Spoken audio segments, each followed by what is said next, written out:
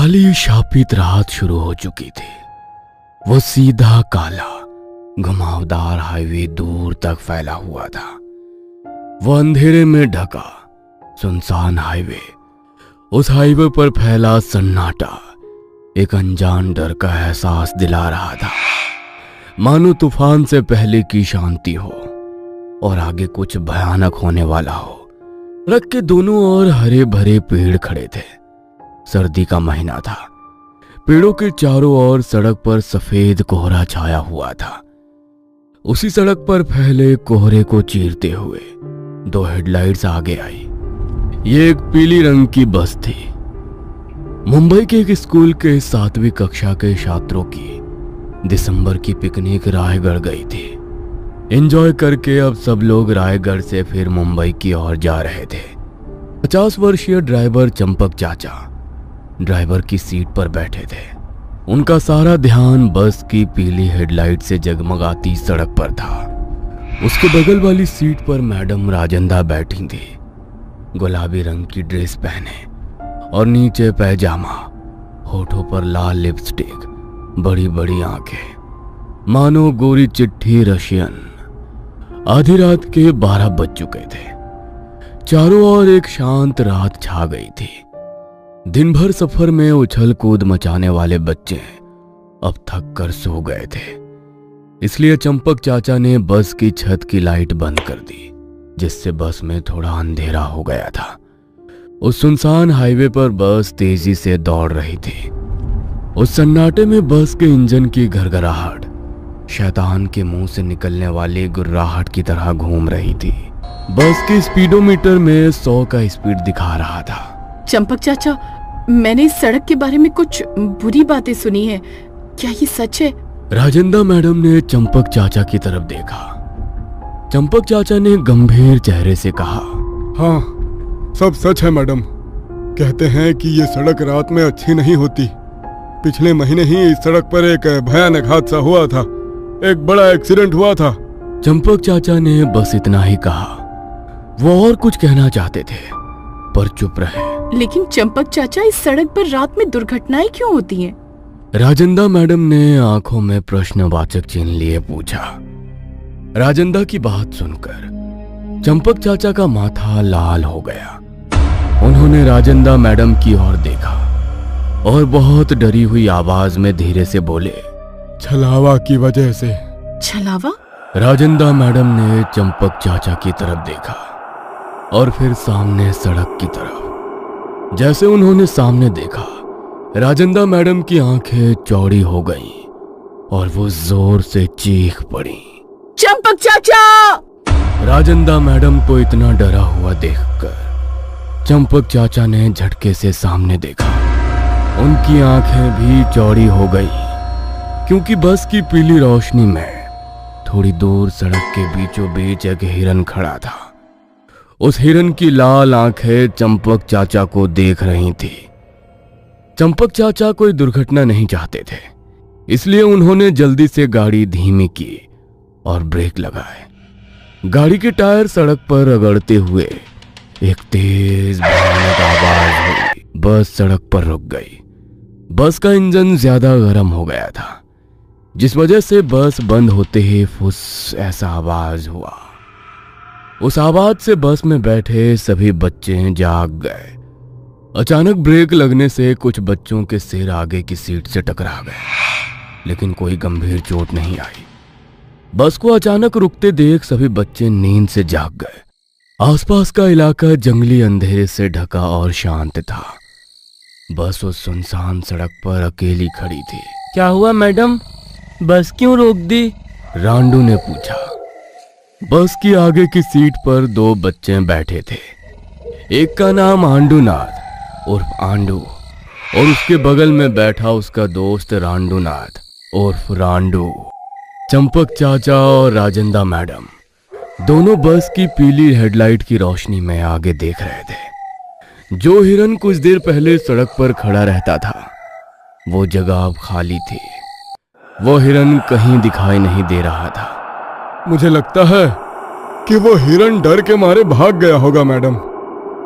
चंपक चाचा ने बस गियर बदला एक्सीलेटर दबाया और बस वापस सड़क पर ला दी। बस के पिछले साइलेंसर से काला धुआं निकला। बस पीछे लाल बत्ती दिखाती हुई आगे बढ़ी।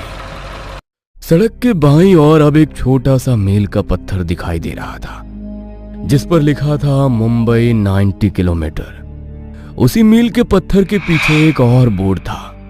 उस पर लाल अक्षरों में चेतावनी लिखी थी, आधी रात को इस सड़क का इस्तेमाल ना करें। लेकिन उस बोर्ड से आगे देखने पर बस तेज गति से लाल बत्ती दिखाती हुए आगे बढ़ती दिख रही थी। इसका मतलब था कि आंडूनाथ, रांडूनाथ, राजेंद्र मैडम, चंपक चाचा और बाकी सबकी जान खतरे में थी बस के अंदर। रंडू, क्या तुमने चंपक चाचा और राजेंद्र मैडम को किसी छलावे के बारे में बात करते सुना? आंडूनाथ ने रांडू से पूछा। छलावा मतलब? रंडू ने बिना समझे पूछा। रंडू, मुझे भी नहीं पता, रुको चलो गूगल पर देखते हैं। आंडूनाथ ने अपना स्मार्टफोन निकाला, पर सिम को रेंज नहीं थी। ओहो, इस सिम की रेंज को भी अभी जाना था। आंडूनाथ ने परेशान स्वर में कहा। आंडूनाथ, फोन छोड़, चलो चंपक चाचा से पूछते हैं। रंडू ने ये कहा। उसने चंपक चाचा को आवाज दी और बात करने लगा। चंपक चाचा, आप और मैडम किस छलावे के बारे में बात कर रहे थे? क्या होता है ये छलावा? रंडू ने पूछा। उस वाक्य पर चंपक चाचा के चेहरे पर एक रहस्यमय भयानक भाव फैल गया। राजेंद्र मैडम ने भी रंडू की बात की पुष्टि करते हुए कहा। हाँ, मैं भी यही पूछने वाली थी, क्या होता है ये छलावा? और जंगल में कहीं एक जंगली जानवर दहाड़ा, मानो वो कह रहा हो, उस मनहूस नाम को मत लो। उस जंगली जानवर की तीखी आवाज सुनकर बस में बैठे कुछ बच्चे डर गए। लेकिन आंडू और रांडू सिग्मा मेल थे, उन्हें किसी का डर नहीं था। मैडम, बच्चों। चंपक चाचा ने अपने सिर के ऊपर लगे शीशे से रंडू अंडू को देखा और रहस्यमयी डरावनी आवाज में आगे बोले। छलावा ये कोई जीवित व्यक्ति नहीं है, ये एक विषाक्त है, एक नीच दुष्ट आत्मा जो अंधेरे के गर्भ में भटक रही है। जिस व्यक्ति को छल धोखे से किसी जंगल वीरान जगह मार दिया गया हो, उस मृत व्यक्ति की आत्मा छलावा बन जाती है। चंपक चाचा ये असाधारण सत्य बता रहे थे। राजेंद्र मैडम, रंडू अंडू, बाकी 10-12 बच्चे उत्साह से सुन रहे थे। बस सड़क पर हवा चीरती हुई दौड़ रही थी। ये भूत रात में सड़क से गुजरने वाले लोगों को धोखा देता है, उन्हें अपने जाल में फंसाता है और उन्हें पूरी रात एक ही जगह भटकाता रहता है जब तक कि जाल में फंसा व्यक्ति मर नहीं जाता। चंपक चाचा ने कहा। चंपक चाचा, जरा बस रोक सकते हैं? अंडू ने कहा। क्यों? चंपक चाचा ने पूछा। क्या कहूँ चंपक चाचा, आपके छलावे के बारे में सुनकर मुझे 1 नंबर लग गई। आंडूनाथ नालायकों की तरह दांत पीसता हंसने लगा। नहीं, मैं गाड़ी नहीं रोक सकता। आंडू, तुम्हें जो करना है मुंबई पहुंचने पर करना। चंपक चाचा ने कहा। गाड़ी रोक दीजिए चाचा जी, वरना मैं यहीं सीट की मरम्मत कर दूंगा। हाँ। अंडू, नालायक की तरह बात मत करो वरना मार खाओगे। राजेंद्र मैडम गुस्से से अंडू पर चिल्लाई। राजेंद्र मैडम ने चंपक चाचा की तरफ देखा। गाड़ी रोको चंपक चाचा। राजेंद्र मैडम के कहने पर चंपक चाचा को गाड़ी रोकनी पड़ी, लेकिन उन्होंने एक शर्त रखी और कहा, मैं गाड़ी रोक दूंगा मैडम, लेकिन सिर्फ 5 मिनट के लिए, और सड़क से कुछ पड़ा हुआ दिखाई दे तो उसे अपने साथ मत लाना। सभी ने चंपक चाचा की शर्त मान ली। चंपक चाचा ने बस सड़क के एक तरफ रोक दी। अंडू, रंडू और भी कई बच्चे बस से उतरे। सड़क के दोनों ओर घना सफेद धुआं जमा हो रहा था। दूर से सड़क सुनसान लग रही थी। बस की आगे की हेडलाइट सामने सड़क को रोशन कर रही थी, जबकि पीछे की 2 लाइटें टिक टिक की आवाज करते हुए जल बुझ रही थी। दोनों रंडू अंडू अंधेरे में बस से थोड़ी दूर आ गए। उन्होंने पेशाब के बाद अपनी पेंट की चैन लगा ली। चारों ओर पेड़ और झाड़ियां थी। दोनों उसी रास्ते पर बस की ओर चल पड़े। तभी रंडू ने पेड़ के पास एक खिलौना लेटा हुआ देखा। उसके बदन पर काला सूट, अंदर सफेद कमीज, नीचे काली पैंट, पैरों में काले जूते, चौकोर चेहरा, खुला जबड़ा, मुस्कुराते समय सफेद दांत दिखाई दे रहे थे, सिर पर काले बाल पीछे की ओर पिन किए हुए। उस खिलौने की नीली आंखें आसमान की ओर देख रही थी। चल इसे लेते हैं, मस्त खिलौना है, रंडू ने कहा। अरे लेकिन चंपक चाचा ने क्या कहा, रास्ते में मिली कोई भी चीज मत उठाना। आंडू ने कहा। तो ये गली की चीज नहीं है आंडू, अरे ये जंगल की चीज है। जरा सोचो, इसे चोर बाजार में कचरा सेठ को बेचकर 150 रुपए ले लेंगे, रंडू ने कहा। दोनों की आंखें पैसे पाने की चाहत से चमक उठी।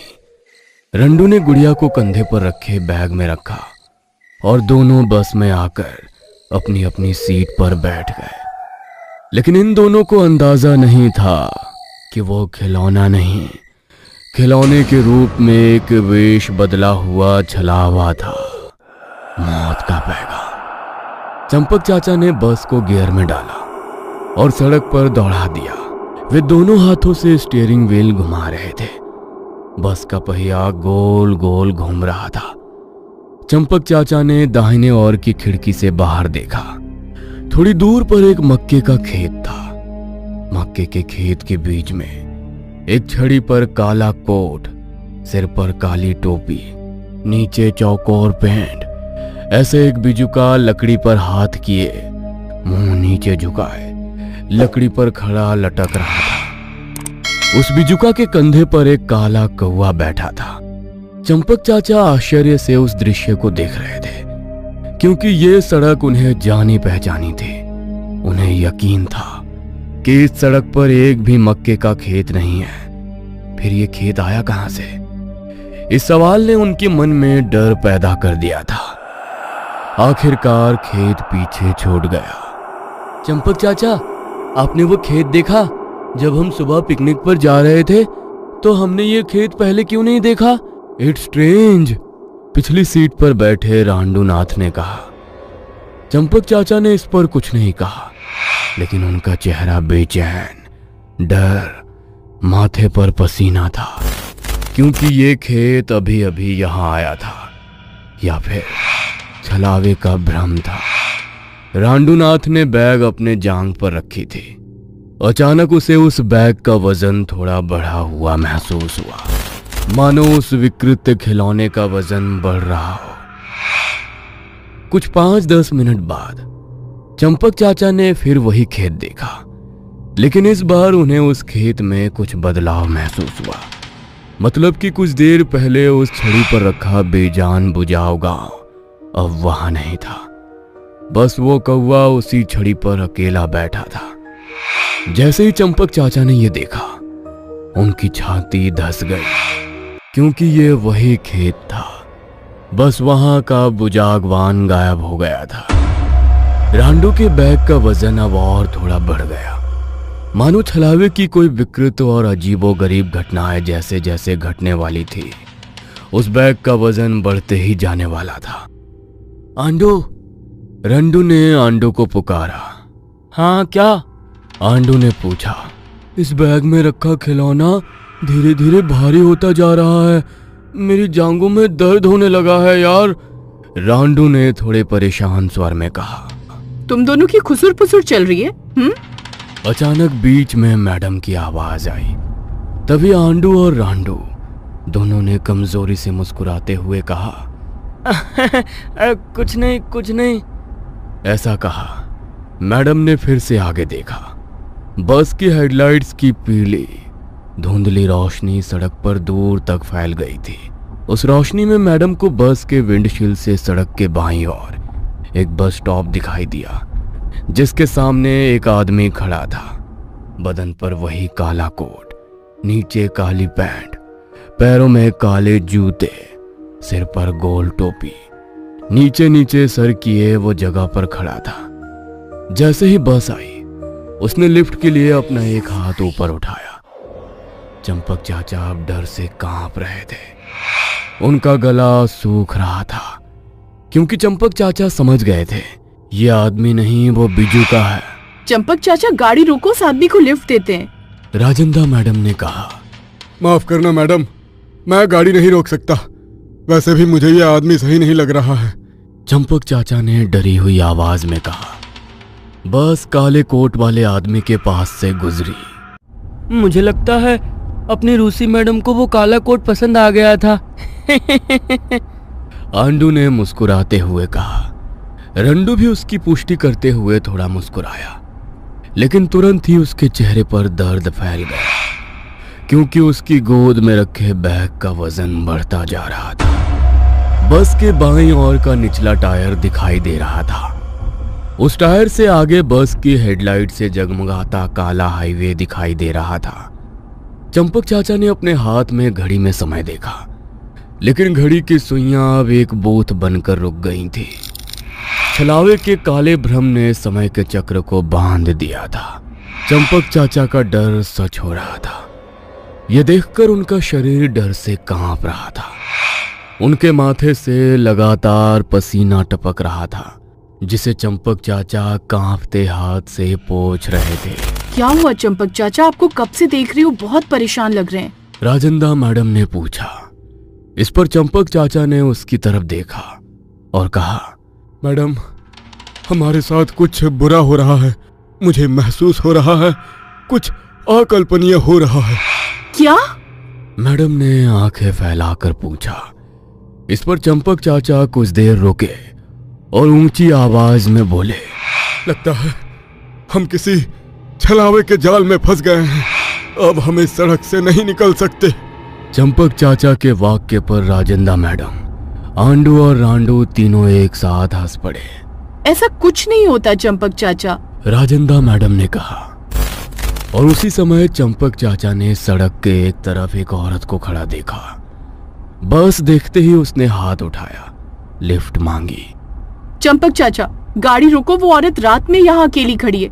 अगर उसे कुछ हो गया तो गाड़ी रोको, हम उसे लिफ्ट दे देंगे। राजेंद्र मैडम ने कहा। नहीं, वो औरत नहीं है, वो छलावा है। चंपक चाचा ने कहा। अरे रंडू, ये बूढ़ा सठिया गया है क्या? अगर मैं वहां होता तो इस बेचारी को लिफ्ट दे देता। आंडू ने कहा। चंपक चाचा, आप जानते हो आप क्या कह रहे हो? वो एक औरत है, कोई भूत नहीं। अगर उसे रात में कुछ हो गया तो? राजेंद्र मैडम बोली, लेकिन चंपक चाचा ने उनकी एक ना सुनी।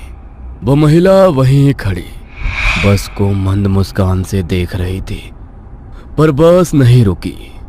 ये देखकर उसके चेहरे की मुस्कान फीकी पड़ गई। अब उसके चेहरे पर गुस्सा फैल गया। उसकी आंखें लाल हो गईं, मानो खून निकल आया हो। उसने दांत और होठ भींच लिए। वह सड़क के बीचों बीच खड़ी हो गई, जिसे देखकर राजेंद्र मैडम, अंडू रांडू और सभी बच्चों की आंखें चौड़ी हो गईं। चाचा गाड़ी रोको, एक्सीडेंट हो जाएगा, गाड़ी रोको। राजेंद्र मैडम ऊंची आवाज में चंपक चाचा को चिल्ला रही थी। चंपक चाचा ने कुछ नहीं सुना। गाड़ी के पहिए तेजी से घूम रहे थे और इधर मैडम ने दोनों हाथों से अपना चेहरा ढक लिया। अंडू और रंडू दोनों की आंखें चौड़ी हो गई। बस उस औरत के शरीर से ऐसे गुजरी जैसे पानी में से कोई हाथ गुजर गया हो। अंडू रंडूनाथ दोनों ने यह दृश्य देखा और पसीने की ठंडी बूंदें उनकी रीढ़ की हड्डी से लुढ़क गई। वे डर के मारे बैठ गए। उनका पूरा शरीर कांपने लगा। तो तुमने देखा रंडू, गाड़ी उस औरत के शरीर से आर पार हुई। अंडू डर भरी आवाज में बोला। मैडम ने देखा कि कुछ नहीं हुआ है और अपने चेहरे से हाथ हटा लिए। मैडम, पीछे मुड़कर देखो, वो औरत नहीं, छलावा है। चंपक चाचा ने कहा। जिंदा मैडम ने पीछे मुड़कर देखा। तभी मैडम के चेहरे पर डर का साया पड़ गया। पीछे सड़क से वो औरत, काले फेल्ड कोट वाला वो आदमी, दोनों तेजी से भागते हुए बस का पीछा कर रहे थे। हे भगवान, ये क्या है? राजेंद्र मैडम ने आश्चर्य से कहा। ये मौत का छलावा है मैडम, लेकिन मुझे समझ नहीं आ रहा ये हमारे पीछे कैसे आ गया? चंपक चाचा ने सवालिया लहजे में कहा। वही रंडू जोर जोर से चिल्लाने लगा।